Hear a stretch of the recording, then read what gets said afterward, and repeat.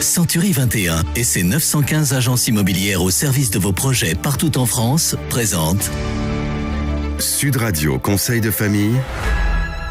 Bonsoir Stéphane Moller. Bonsoir Philippe Rossi. Stéphane, vous êtes associé au sein du cabinet VIA. Nous nous retrouvons chaque soir à 19h20 pour parler de finances, d'immobilier, de droit de la famille, tout simplement pour parler de gestion de patrimoine. Et vos questions se font de plus en plus nombreuses sur le blog de Conseil de famille.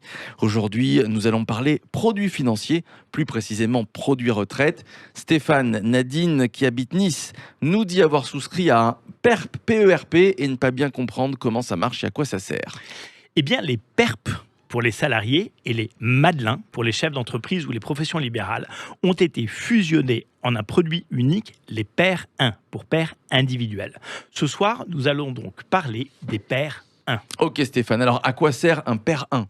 Eh bien, un tout petit peu d'histoire. Les contrats Madelin datent de 1994. Ils ont donc presque 30 ans. La loi Madelin visait alors à inciter les professions libérales à se constituer une retraite complémentaire. Par la suite, des produits identiques ont vu le jour pour les salariés. Ce sont les PERP. Aujourd'hui, tous ces contrats sont devenus des PER et ils visent donc à inciter fiscalement les actifs à se constituer une retraite complémentaire. Alors, comment fonctionnent ces PER ? Eh bien, le PER est un produit qui a deux vies. La première, la phase de souscription, qui correspond à la période d'activité professionnelle.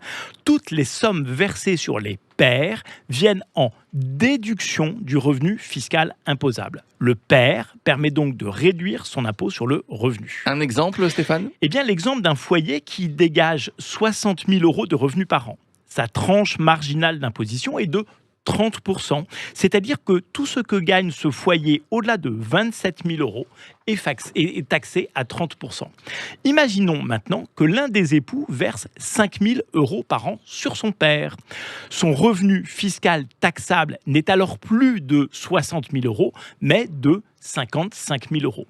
Comme sur cette tranche, il est taxé à 30% de ses revenus, par effet mécanique, il réalise une économie d'impôt de 1 500 euros par an. Et la seconde vie du PER ?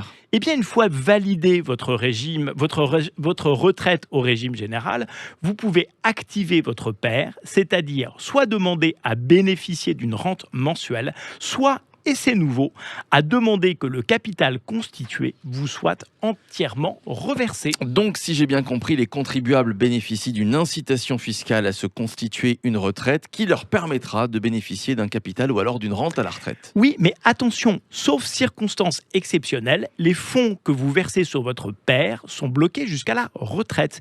Il ne faut donc vraiment y verser que les sommes dont vous êtes sûr de ne pas avoir besoin. Avec vous, Stéphane, ce seront donc